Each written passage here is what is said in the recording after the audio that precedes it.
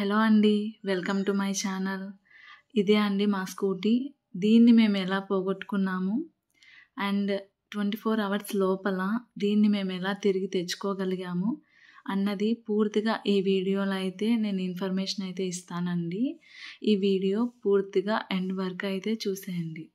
ఈ month 20th night 9 మేమైతే బయటికి వెళ్ళాల్సి వచ్చిందండి. అక్కడ ఆ ప్లేస్లో పార్కింగ్ ఏరియాలో మా స్కూటీని అయితే పార్క్ చేశాము. మేము తిరిగి వచ్చేసరికి అయితే స్కూటీ కనిపించలేదండి.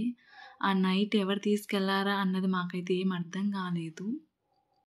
అక్కడ చుట్టూ అంతా మేము చూసాము, అందరిని అడిగాము, ఎవరూ చూడలేదని చెప్పారండి. ఇంకా ఆ రాత్రి మేమైతే ఏం చేసేది లేక ఇంటికైతే వచ్చేసామండి.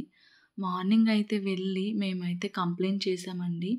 ఆ ఏరియాకి ఏ పోలీస్ స్టేషన్ అయితే వస్తుందో అక్కడికి వెళ్ళి మేమైతే కంప్లైంట్ అయితే ఇచ్చాం. పోలీస్ వాళ్ళైతే మీరు బండి పార్క్ చేసిన ఏరియాలో సీసీ క్యామ్స్ అయితే లేవండి, సో బండి అయితే దొరకడం చాలా కష్టము, బట్ మేమైతే ట్రై చేస్తామండి, బట్ హోప్స్ అయితే చాలా తక్కువ ఉన్నాయి అనేసి వాళ్ళు చెప్పేశారు.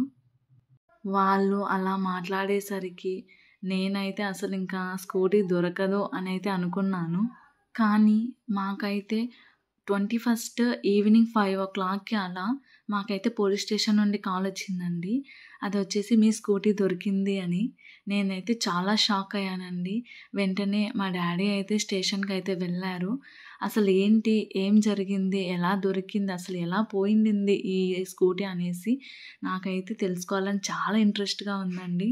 స్టేషన్ నుంచి కాల్ వచ్చిన వెంటనే మేమైతే స్టేషన్కి వెళ్ళిపోయామండి. అక్కడ బయట మా స్కూటీ అయితే పార్క్ చేసి ఉంది.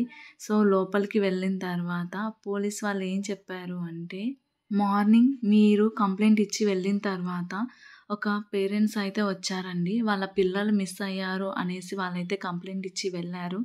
వాళ్ళు ఈవినింగ్ కాల్ చేసి మా పిల్లలైతే ఇంటికి వచ్చారు అని చెప్పారండి మాకు. వాటితో పాటు వాళ్ళైతే ఒక స్కూటీని అయితే తీసుకొని వచ్చారు అని చెప్పేశారండి మాకి. మేమైతే వెంటనే డౌట్ వచ్చేసి ఆ స్కూటీని అయితే వెంటనే స్టేషన్కి తీసుకురమ్మని చెప్పాము.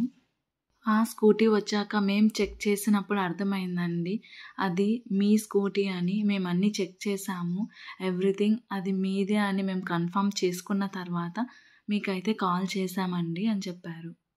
ఆ పిల్లలది ఎంతో పెద్ద వయసు కూడా కాదండి, వాళ్ళు కేవలం 6th or 7th స్టాండర్డ్ చదువుతూ ఉంటారు అని అయితే వాళ్ళు చెప్పారండి. నేనైతే చాలా బాధపడ్డానండి. అసలు అంత చిన్న పిల్లలు ఇలా ఎందుకు చేశారా అనేసి నాకైతే చాలా బాధ అనిపించింది. దొరకదు అని కన్ఫర్మ్ చేసిన వాళ్ళే ఆ స్కూటీ ఉందని కాల్ చేసి చెప్పినప్పుడు ఆ హ్యాపీనెస్ అసలు మాటల్లో చెప్పలేనండి.